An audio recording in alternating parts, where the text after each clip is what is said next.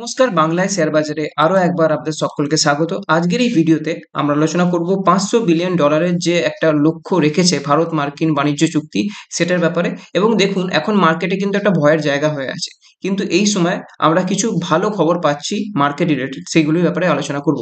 তো যারা আমরা স্টক মার্কেটে একটু ইনভলভ থাকি, অ্যাক্টিভ থাকি, তারা জানি যে কিছুদিন আগেই নরেন্দ্র মোদী, আমাদের যে প্রাইম মিনিস্টার আছে, উনি ইউএস সফরে গিয়েছিলেন, ইউএস ভিজিট করতে গেছিলেন। তো যখন তিনি আমেরিকাতে ভিজিট করতে গেলেন, সেখানে কিছু চুক্তি তিনি সাইন করে এসেছেন। তার মধ্যে একটা অবজেক্টিভ, একটা লক্ষ্য তিনি কি রেখেছেন, যে 2030-এর মধ্যে, এখানে দেখতে পাচ্ছেন 2030-এর মধ্যে আমরা মার্কিন যুক্তরাষ্ট্রের সাথে, মানে কি আমেরিকার সাথে $500 বিলিয়ন, এত বড় একটা অ্যামাউন্টের আমরা ব্যবসা করতে চলেছি। তো এটা একটা আমাদের জন্য গুড নিউজ। মার্কেট যখনই ব্যবসা বাণিজ্য বাড়বে মার্কেটে, সেটার কিন্তু একটা ভালো প্রভাব আমরা দেখতে পাবো। এরপর নাম্বার 2 যে বড় খবরটা আসছে সেটা কি, যে দেখুন, কাতারের যে এমির, এমির বলতে আপনি বলতে পারেন যে কাতারের যে প্রাইম মিনিস্টার, তিনি কিন্তু ভিজিটে এসেছেন ভারতে, এবং তিনি কি বলছেন, কাতার 10 বিলিয়ন কিন্তু ইনভেস্ট করতে চলেছে ইন্ডিয়াতে। তো দেখুন, কাতারের ইনভেস্টমেন্ট যদি ইন্ডিয়াতে আসে, এটাও কিন্তু ইন্ডিয়ান স্টক মার্কেট, ইন্ডিয়ান ইকোনমির জন্য একটা গুড নিউজ। আমি কিছুদিন আগেই এই খবরটার ব্যাপারে আলোচনা করেছিলাম, যে দেখুন, এফআইএসরাই সেলিং করছে সেটা নয়, এফডিআই, ফরেন ডিরেক্ট ইনভেস্টর, তারাও কিন্তু সেলিং করছিল, এবং তার জন্যও কিন্তু মার্কেট পড়ছিল। এই নিউজটা আসলে, এই যে দেখতে পাচ্ছেন, কাতার 10 বিলিয়ন ইনভেস্টমেন্ট করতে চলেছে, তো এই ইনভেস্টমেন্টের ফলে কিন্তু এই জায়গাটাতেও একটু আমরা ইম্প্রুভমেন্ট পাবো। তো এই হলো দুটো বড় নিউজ। তারপর নাম্বার 3, যেটা সব থেকে বড় নিউজ আমার কাছে অন্তত, সেটা কি, দেখুন, এখানে আমরা যদি এফআইএস বা ডিআইএস ডেটাতে দেখি, তাহলে দেখতে পাবো যে ডে বাই ডে এফআইএস খালি সেলিং করেছে। যেমন আজকে 19 তারিখ, আজকেও দেখতে পাচ্ছেন 1881 কোটি টাকার কিন্তু সেলিং হয়েছে।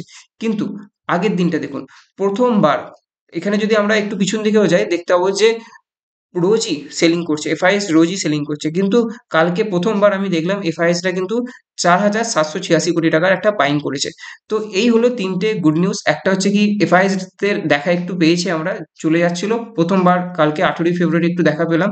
তারপর কি আছে, যে কাতারের একটা ইনভেস্টমেন্ট আমরা পেতে চলেছি, এবং যেটা প্রথমেই বললাম, যে আমাদের সাথে আমেরিকার যে বাণিজ্যিক চুক্তি হয়েছে 500 বিলিয়নের, এই যে চুক্তি, এই চুক্তির ফলে আমরা কি কি দেখতে পাচ্ছি, মানে আমেরিকাতে গিয়েছিলেন মোদিজি, তো সেই মোদিজির ভিজিটে আমরা কি কি পয়েন্ট পেলাম, সেটা প্রথমেই কি, যে বাণিজ্যিক যে অ্যামাউন্ট আছে সেটাকে বাড়াতে হবে, ট্রেড ব্যবসা বাড়াতে হবে, প্রথম পয়েন্ট।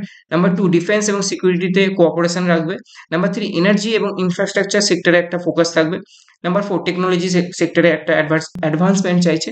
এবং নাম্বার 5, সেটা কি না, স্পেস এবং কানেক্টিভিটি, নিসা স্যাটেলাইটের ব্যাপারে আলোচনা হয়েছে।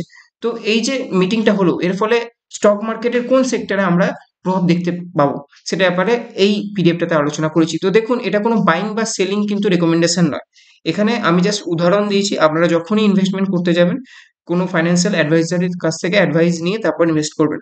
তো আমার মনে হয় বুলিশনেস একটা দেখতে পাবো ডিফেন্স সেক্টরে, এবং ডিফেন্স সেক্টরে এই স্টকগুলোতে আমরা একটা প্রভাব দেখতে পাই। নাম্বার 2, আইটি সেক্টরে দেখুন, ইন্ডিয়ান স্টক মার্কেটের সাথে ইউএস স্টক মার্কেটের আইটি সেক্টরটা কিন্তু ইন্টারলিঙ্ক, তো আইটি সেক্টরেও একটা বুস্ট আমরা দেখতে পাবো। নাম্বার 3, ইনফ্রাস্ট্রাকচার এবং লজিস্টিক সেক্টরেও কিন্তু আমরা একটা গ্রোথ দেখতে পারি, এবং এই হচ্ছে সেই স্টকগুলি।